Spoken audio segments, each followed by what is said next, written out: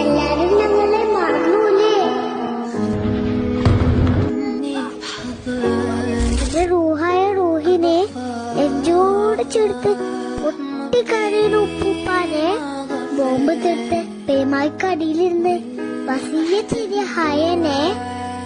എന്നാലും റസൂലെ, അങ്ങ് ഞങ്ങളെ ഏൽപ്പിച്ച അമാനത്ത് നമ്മൾ സംരക്ഷിച്ചോളാട്ടാ.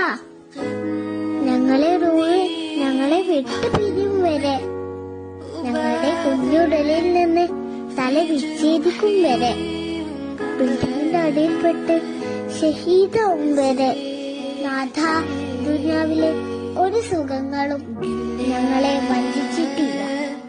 പ്രിയപ്പെട്ടതൊക്കെയും ഖുദ്സിന് വേണ്ടി ബലി നൽകാൻ തയ്യാറാണ്.